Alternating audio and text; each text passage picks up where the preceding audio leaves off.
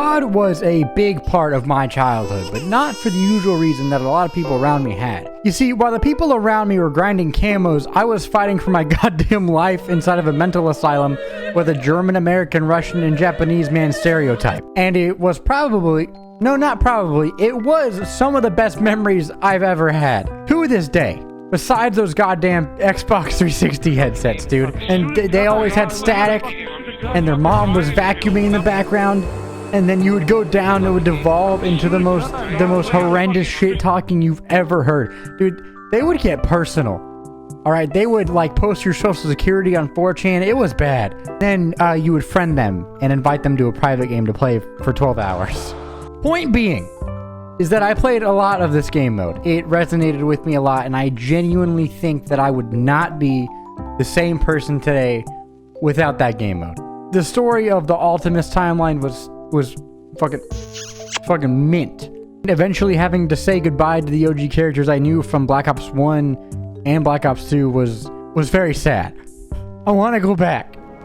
Can we go back, please? Can we go back to like 2013 and just live life on from there again for like 10 years. The premise story blowing my mind with Origins. The staff on Origins was crazy.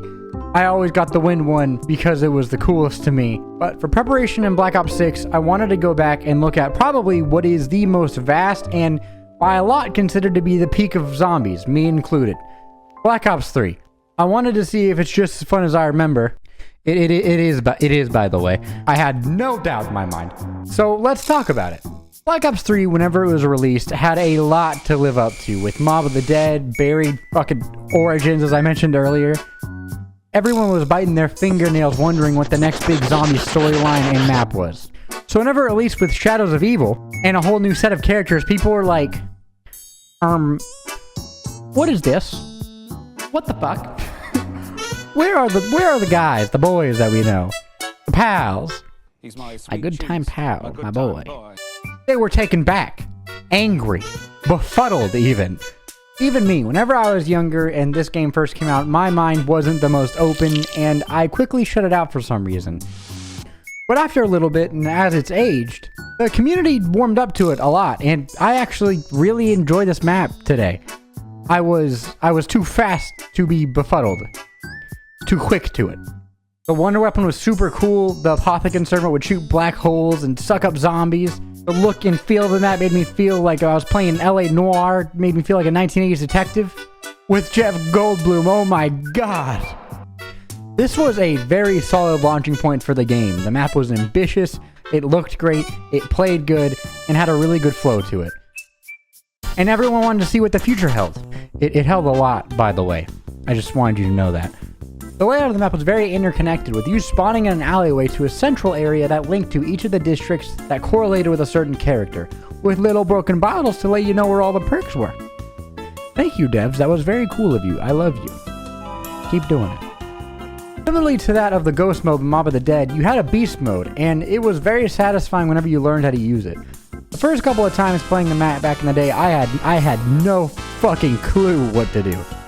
But as you learn them, it's very satisfying to kind of combo the different grappling hooks, the boxes for the different rituals, and also turn on all of the stairs and the perks.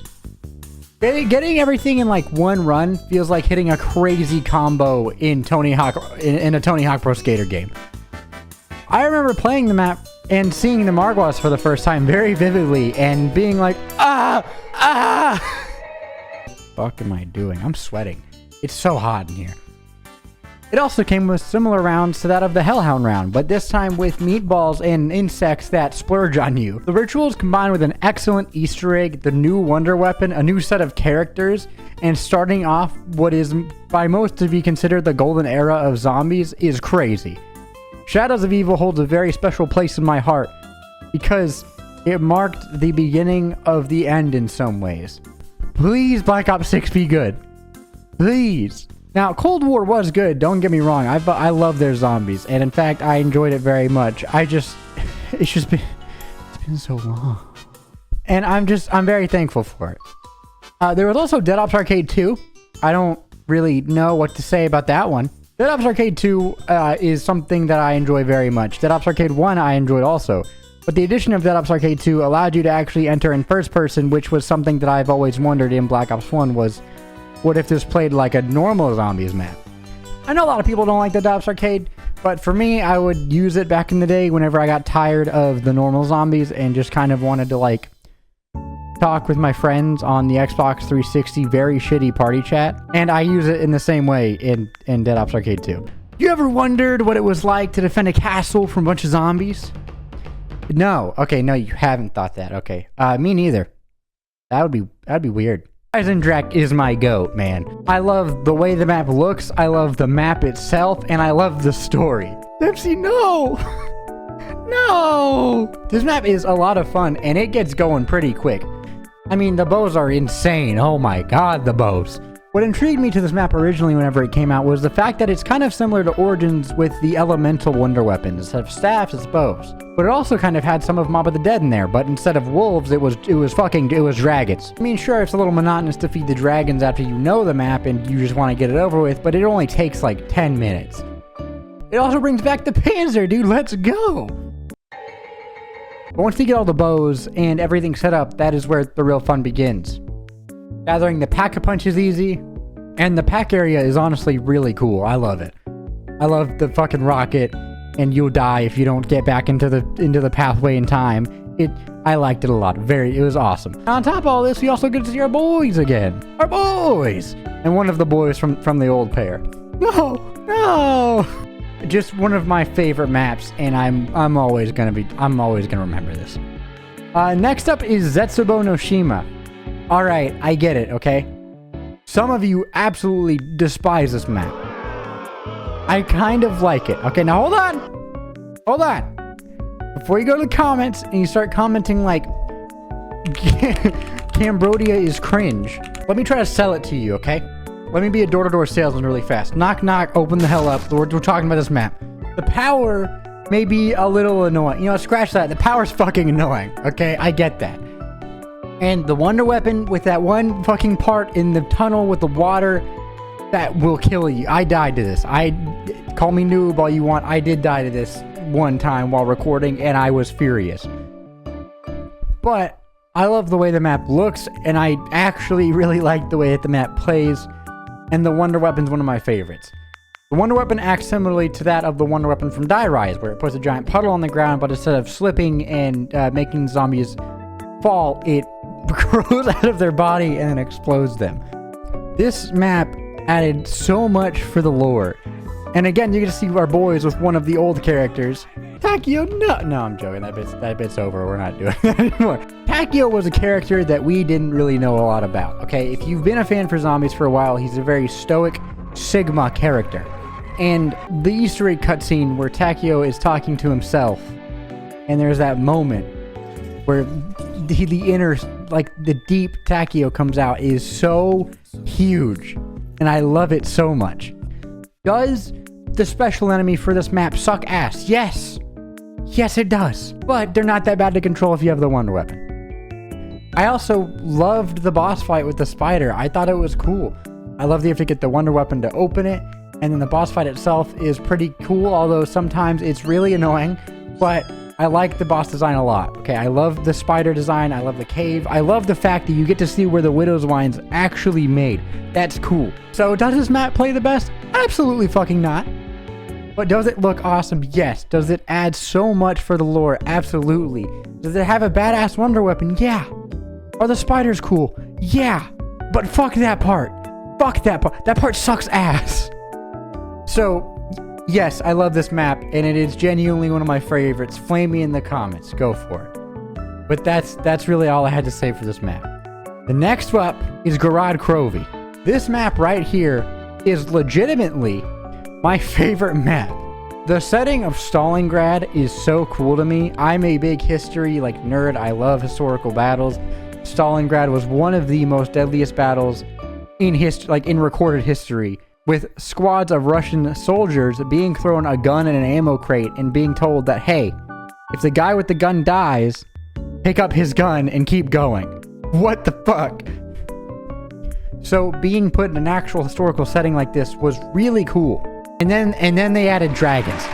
The early setup time isn't bad at all. It's very quick. This is one of the more casual maps. If you're not a hardcore zombies player that doesn't want to go spend 25 minutes setting up on Zetsubou, go play Gorod Krovi and have a good time in Stalingrad. No one's ever said that sentence before. And this is, again, one of the maps where we're chasing down the OG characters, this one being Nikolai. He's in a mech suit, which is something that I thought I would never see whenever I launched up Kino on Black Ops 1. But regardless, it's cool. The wonder weapon on this map is the Ray Gun Mark III, which is a very, very cool gun. You shoot with both weapons to create a black hole, and it sucks everything up. You guys ever notice, like, how much devs like black holes? Like with the Gersh device and the Apothecon Servant and the Mark III. I mean, I guess black holes are kind of badass. Probably looking too deep into that one. The wonder weapon is really, really good for carrying you in those early rounds, and it lasts for a good amount. Like, you can pack a punch it and it'll last you a while. But as you get up to the higher rounds, you're also going to see these fucking Terminator guys, which really aren't that bad to deal with, in all honesty. I also loved the design of the shield. The flow of this map is wonderful. It's really just 4 main areas with 2 mini areas in the middle, the infirmary and the take center. It plays really well. It's a very easy map to memorize. It's just basic directions with dragons and wonder weapons and cool ass shields and the OG character. Go play it. Just fucking click out of the YouTube video. Why are you on here? You know you want to go play a game. Get out. Next up is Revelations. Truthfully, whenever Revelations came out, I did not play it a lot. And the reason being is because it felt a little bit like fan service. Now, before you go to the comments, I'm not saying it's bad in any way. I enjoy the map. What I'm saying is the idea of the devs copying and pasting a lot of the old maps into this one, it kind of turned me off. But, after playing it, it is a lot of fun. It's pretty easy though.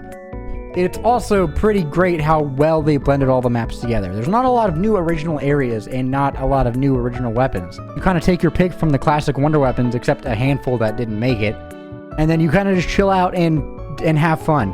And that's the map, which that serves a purpose. So it's not useless, and I like the place of the map as is now. But whenever it did come out, I was a little apprehensive, I guess. I did love the Pack-a-Punch location inside of that belly. That was really cool. I'll admit that was probably my favorite place. But for all vanilla maps, that's all I really have to say. Now we get to the part of the video where I talk about where Black Ops 3 really exploded and outdid itself, which was the modding community. The mods are oh my god, the mods. I remember playing Black Ops 3 modded zombies like maybe 2-3 years ago, and it wasn't as advanced nearly as it is today. Do you want to go play as the actual Team Fortress 2 characters on 2 Fort with the Team Fortress weapons and Australian weapons? You can do that. You want to go be a monkey and play the Balloons TD6 classes? You can do that. What the fuck? There's also incredible faithful reimaginings of old games. Like there's a modded map called Doris Declassified, which is a faithful reimagination of Doris with some tweaks for Easter eggs, new cutscenes, and really just cool shit. Go play it. Download Black Ops 3 and go down the modded menu and just look at all of the new incredible maps there are to play. And some of them are completely faithful to Black Ops 1. The points look like Black Ops 1. The profile picture in the bottom left and the ammo looks like Black Ops 1. It is the most insane thing ever.